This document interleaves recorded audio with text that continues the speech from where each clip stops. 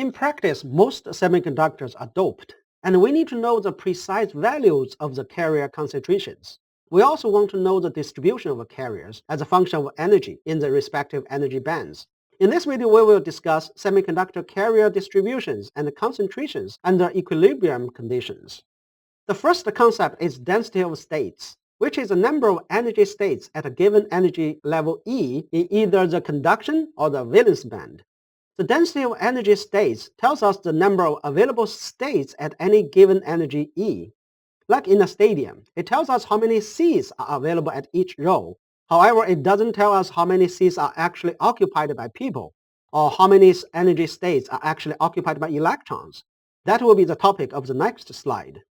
The calculation of the density of energy states involves quantum mechanics, and here I'm only listing the result.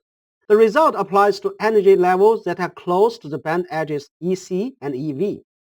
In the conduction band, the density of energy states is GCE, which is a function of the energy E that is higher than EC. Mn asterisk is the electron's effective mass in the conduction band.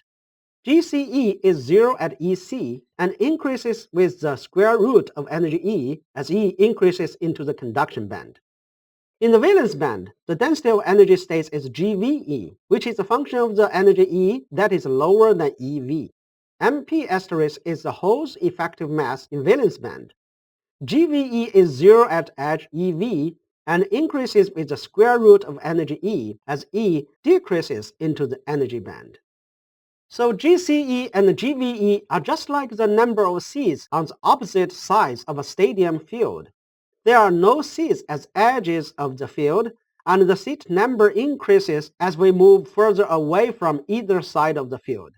If Mn asterisk were equal to Mp asterisk, the seating on both sides of the field would be mirror images of each other. Otherwise, the density of states is not symmetrical.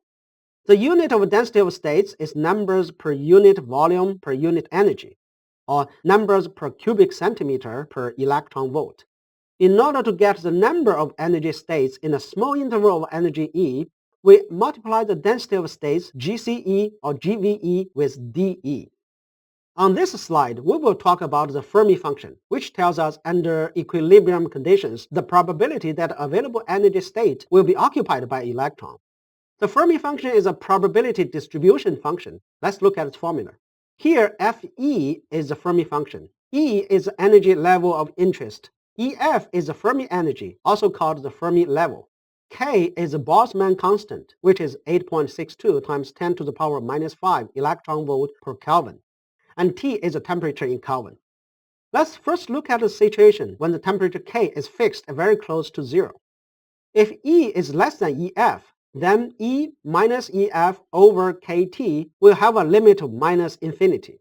And the exponential minus infinity is 0. Thus, the limit of Fe is 1. If E is greater than EF, then the limit of E minus EF over KT is positive infinity, and the exponential of positive infinity is infinity. Thus, the limit of Fe is 0.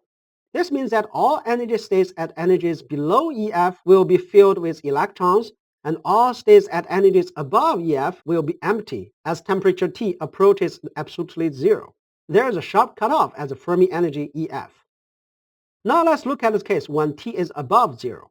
We can see that when E is equal to EF, the exponential of 0 is 1, thus Fe is 1/2. If E is greater than EF plus 3 kT, the exponential of E minus EF over KT will be greater than 3, and the exponential of 3 or above is far bigger than 1 as a denominator. Thus, Fe can be approximated as the exponential of minus E minus EF over KT. Thus, the Fermi function decays exponentially to 0 with increasing energy.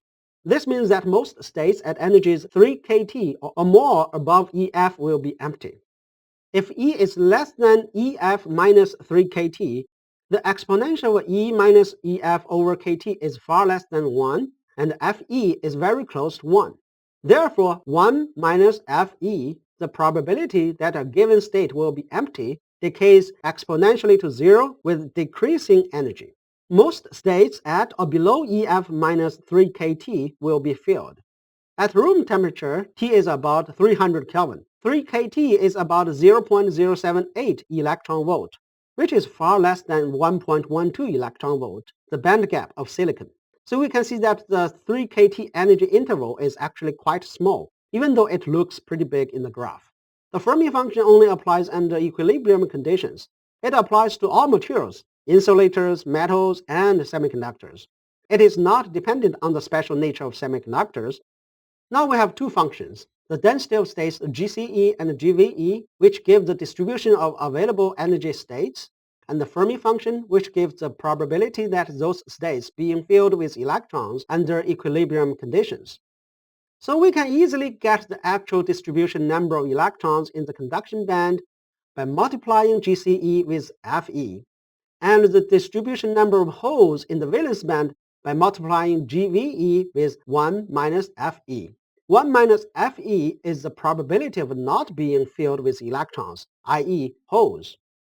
The Fermi energies can sit at three different positions within the band gap of the semiconductor.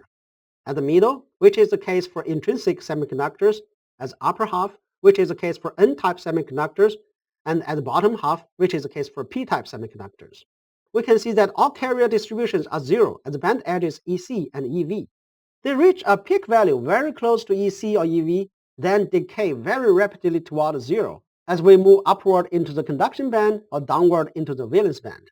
This means that most carriers are grouped very close to the band edges. The other point is the position of the Fermi level and its impact on the relative magnitude of the carrier distributions. When EF is at the middle of the band gap, there are nearly equal number of carriers in the conduction or valence band. With N-type doping, EF is at the upper half of the gap. There are far more conduction band electron carriers than valence band hole carriers. Conversely, with P-type doping, EF is at the bottom half of the gap, and there are far more valence band hole carriers than conduction band electron carriers. Here we are assuming that GCE and GVE are of the same order of magnitude at corresponding energies, which is the case for silicon and germanium. Thank you for viewing this video. Please subscribe if you find it useful. Thank you.